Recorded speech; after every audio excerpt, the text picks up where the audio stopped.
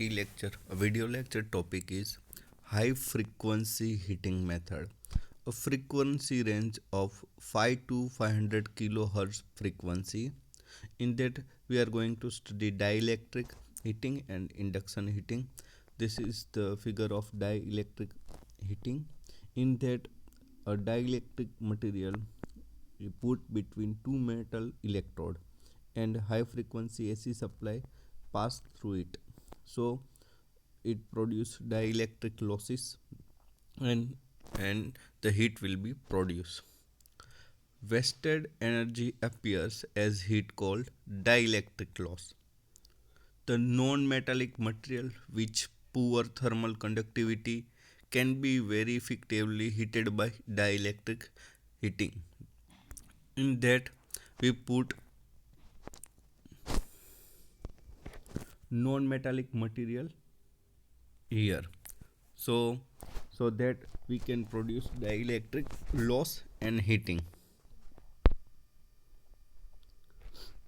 Dielectric loss is proportional to the frequency and square of the supply voltage. Frequency can be selected between 10 to 30 kilohertz and very high voltage. When a solid dielectric material, we can say that insulating material is subjected to an alternating electric field. It is not supposed to carry any current. So, by separated by two electrodes, one electrode get positive ions and another electrons get negative ions. So there is a electrostatic charge between that, and very high field electric field will be generated. It is not supposed to carry any current due to insulating material or dielectric material. However, in practice, some leakage current pass through it and power loss is take place. This loss is called as dielectric loss and result into heating of dielectric material.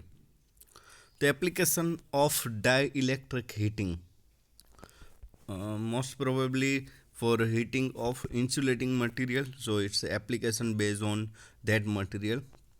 Plywood industry, sand core baking, plastic industry most probably use dielectric heating in that area for plastic bending, making reuse of plastic in many things. Tobacco industry, bakeries, electronic saving, dehydration of food for remove the moisture from the food, so this process called dehydration of food. In that method we are using dielectric heating method. Electromedical applications and book binding. Some advantages of dielectric heating: heating is very quick, the efficiency is higher, heating is uniform, being free from smoke, dust, process is very clean. In this operation, no smoke, no dust will generate, not harmful for environment. There are no flue gases, no risk of pollution. Heat is produced due to dielectric loss occurs in material itself. So that's reason the efficiency is very high. Now the next topic is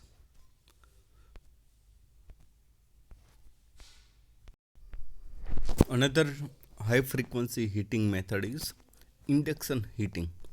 In that induction heating there is a two type: core type induction heating and coreless induction heating.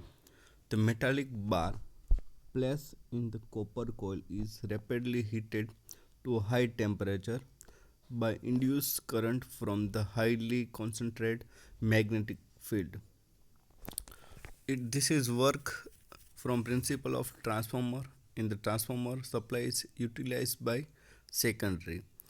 When alternating current pass through conductor, then the alternating magnetic field will be produced. So in that the supply is high frequency generator and it's given to resonant circuit. then given to copper coil, so the magnetic field will be produced. So now the operation of this induction heating will discuss in next slide. Induction method is based on principle of electromagnetic induction. When alternating current flow in a conductor, it produces alternating flux. If any other conducting material is placed in this magnetic field, the magnetic flux, due to magnetic flux, EMF gets induced in it. This induced EMF drive eddy current in that piece, and due to this eddy current there is a eddy current losses. So we, from the eddy current losses we get heat. So in this figure we can see that the supply given to current given to in coil, and the magnetic field is generated, and in that field we put a conductor or a solenoid, so induced current is is passed from it. Factor for induction heating, it is proportional to the relative permeability. Heating produced in magnetic material is more than non-magnetic material. Heating is proportional to mmf, magnetomotive force. This force can be varied by changing current or number of turns. When this force is directly proportional to current, when current is high the force is very high, and if number of turns is very high, so the field is very strong. Heating effect can be increased by higher frequency supply. When the alternating frequency is very high, so rate of change of frequency is very high, and it will generate very high magnetic field. The first method in induction heating method is direct induction. In this, current are induced in the charge itself. This is usually used in furnace for extraction of metal from one core. Melting of metals, this is application of direct induction heating. This require very high frequency supply, so high frequency generator is required. They are classified as core and coreless type induction furnaces. So in this picture we can see that the primary current pass through the magnetic coil and magnetic field will produce, and due to this the conductor will get the eddy current in induction as a induction current. In indirect induction heating, in that the primary and secondary, there are two coils wounded around it.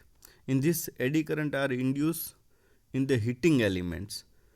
Those heating produced by heating element is then transformed to the charge by radiation or convection.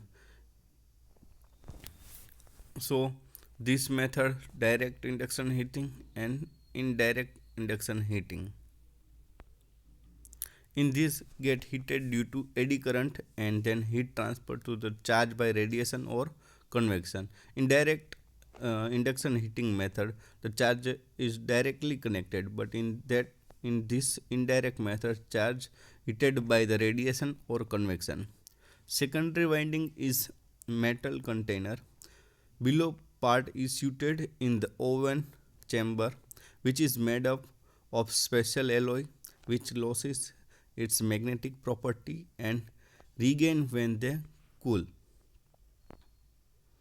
Operation: when the primary winding is connected to the supply, the eddy current gets induced in the metal container, forming the walls of the oven. Due to eddy currents, metal container gets heated and then transferred to the charge by radiation. Exchange special alloy. Oven reaches its critical temperature, magnetic circuit loses its magnetic property. Due to this, reluctance of the magnetic circuit becomes very high and inductive efforts corresponding decreases. Now the advantage of this method is simple and foolproof method of temperature control. No external temperature control equipments required. Limitation: poor power factor, complicated construction, and a main application of this method is it is used for general heat treatment of metallic and other charges. Thank you.